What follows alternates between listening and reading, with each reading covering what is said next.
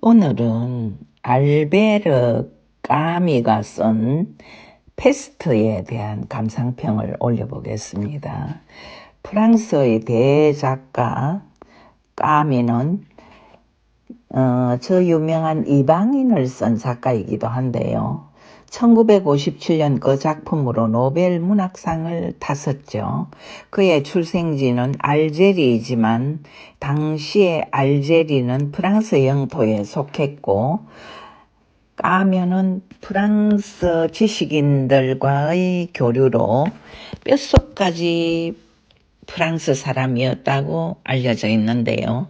일찌감치 양친 부모를 잃고 친척 집에서 자란 그는 가난했고, 애초에 대학 교수가 꿈이었지만 결핵이 재발하는 바람에 그 꿈을 포기하고 언론인으로 살기도 했고, 레지스탕스, 즉 반항적인 조직이 이끄는 콩바라는 그 잡지의 편집장을 하기도 했죠. 그는 좌파 지식인이었고 한때 공산당에 입당하기도 했지만 좌파들의 조직 사회에서 일어나는 부조리에 관해서 누구보다 격렬하게 반발하고 비평했던 그런 인물이죠. 그래서인지 그를 따라다니는 꼬리표가 아나키스트, 곧 무정부주의자이기도 하지만 대자유인인 그를 굳이 그런 식의 카테고리로 얽어맬 필요는 없다고 저는 생각합니다.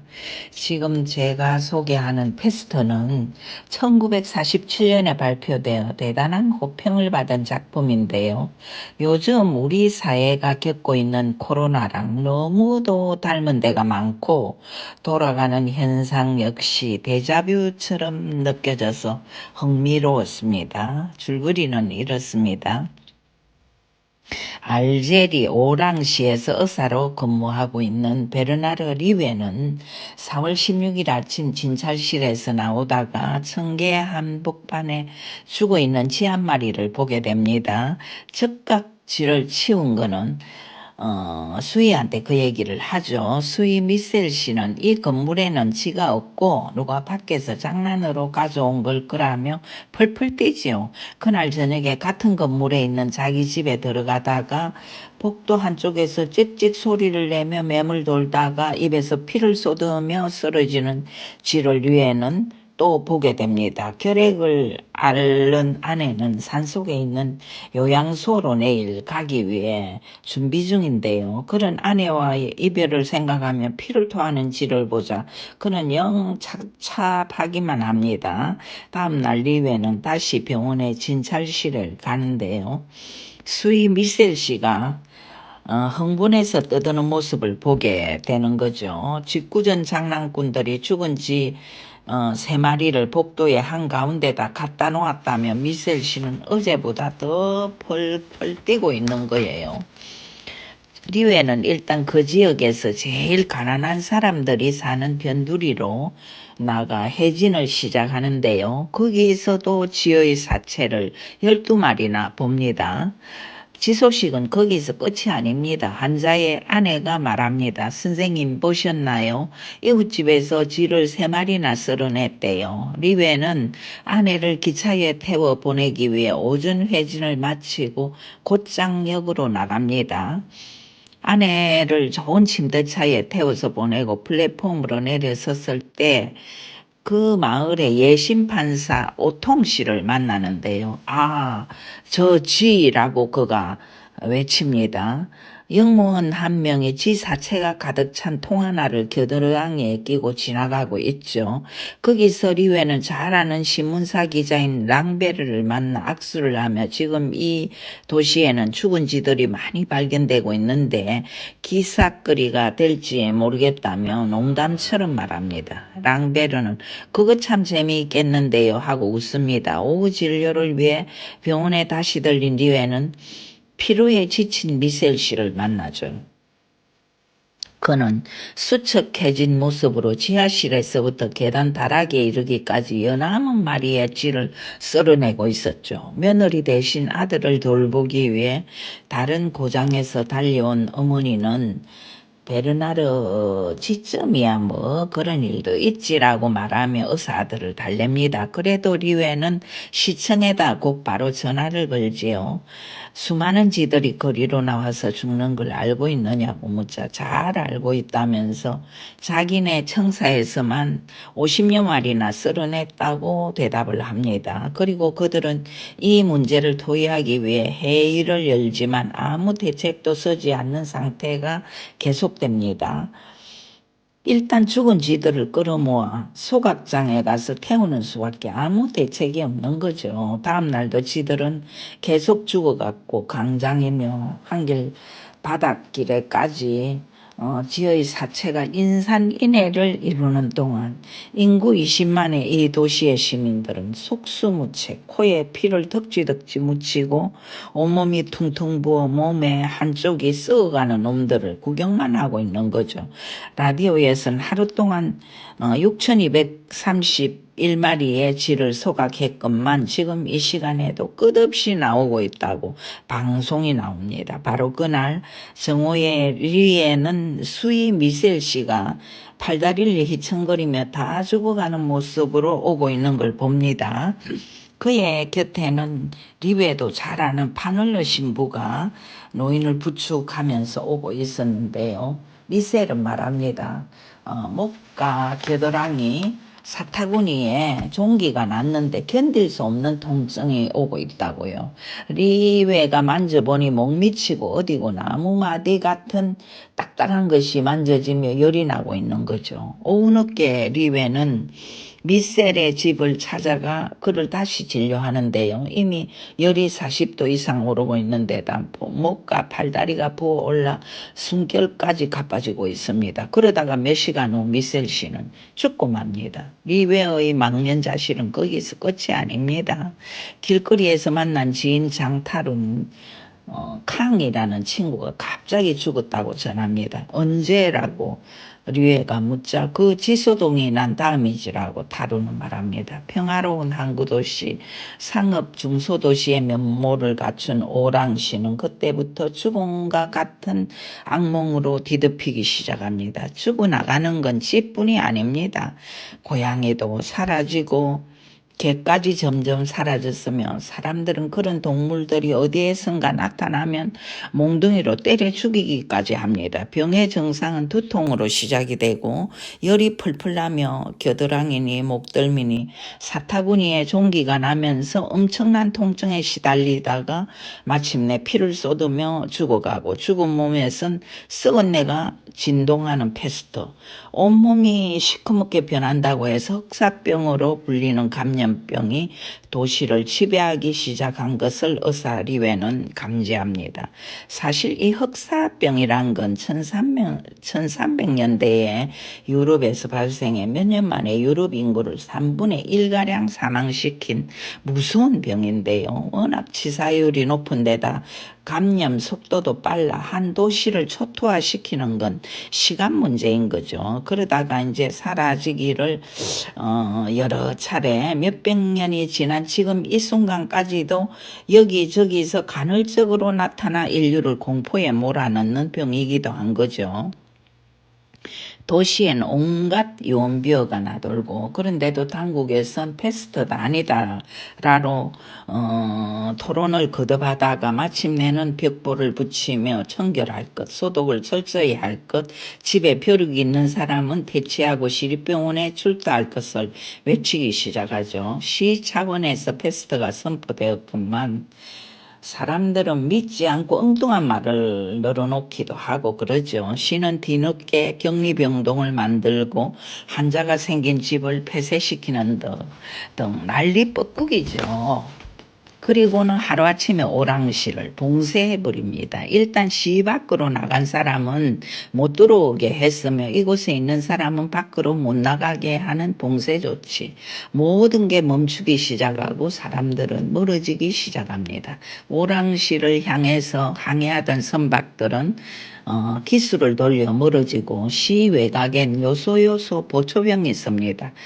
사치품들을 파는 가게들은 제일 먼저 문을 닫았지만 다른 가게들 역시 점점 더 많이 문을 닫고 생필품과 식량은 제한적으로 보급이 되죠. 생활의 기쁨과 활기가 사라진 거리엔 곳곳마다 덧문이 내려지고 사람들은 죽음의 공포와 함께 몰아쳐오는 고독의 몸부림을 치지만 이웃 만나기를 꺼려하죠. 신문기자 랑베르는 시청에 가서 자신은 이곳 시민도 아니고 빨리 가서 만나야 할 사람도 있으니 시 밖으로 내보내달라고 탄원하지만 거절당합니다. 의사 리웨는 그런 랑베르에게 말하죠. 당신은 이미 이곳 시민이다. 당신처럼 생각하는 사람이 수천 명인데 예외란 있을 수 없다. 명령에 협조하는 것이 도리다. 랑베르는 마침내 생각하죠. 혼자만 행복하다는 것 있을 수 없는 일이다. 그래서 이제 그는 보건대에 합류해 자원봉사를 하게 되죠. 사람이 하도 많이 죽어나가니까 여기저기 행정 인원마저 모자라 비명을 지르니까요. 시에선 외출까지 중단시키고 곳곳에 헌병을 풀어 순찰을 돌게 하지만 유언비어에 동한 시민들은 박하정제가 특효약이라면서 동을 내고 알코올이 예방약이라며 마셔대고 불까지 지르고 아주 야단이죠. 시는 전시 상태로 빠져듭니다. 패스트는 군인, 수도승, 재수 이런 사람들이 있는 집단 생활을 하는 사람들에게 파고들어 그들을 하루아침에 한자로 만드는 재주를 부리기도 하지요.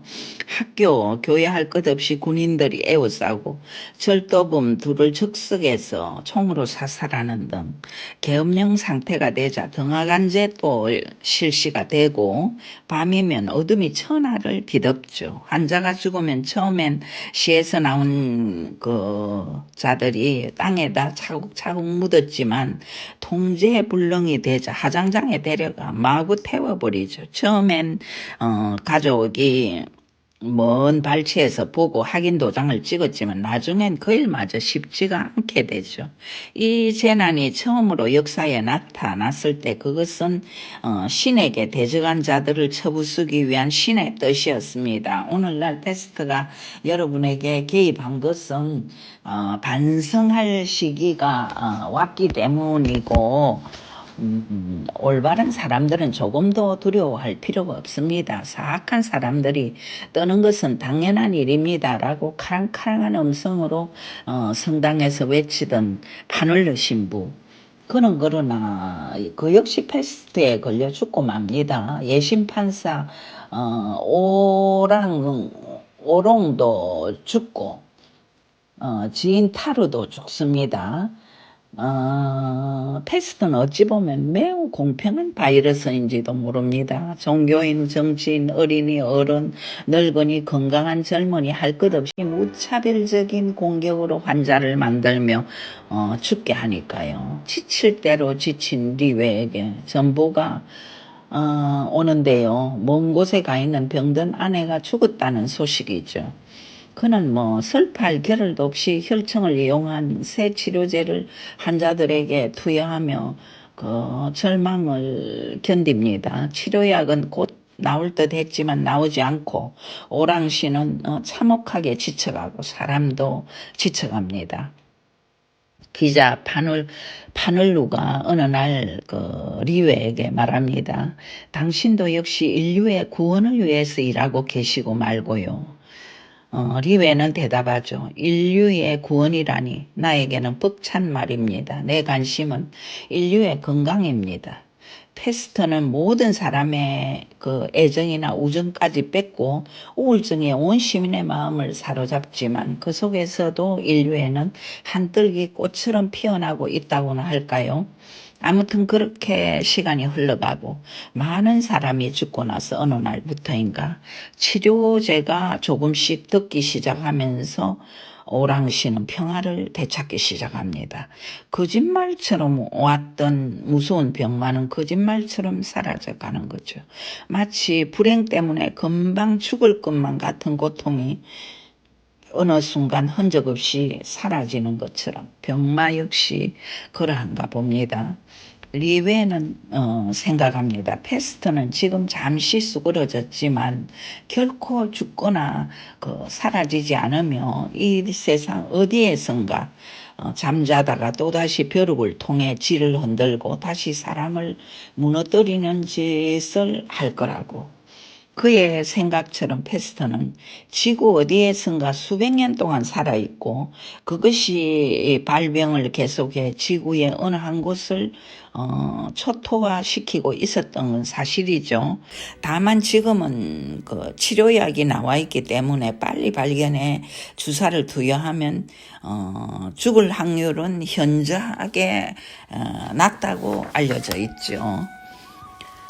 그렇지만 지구상에 패스트는 아직도 존재하고 있는 것만은 분명합니다.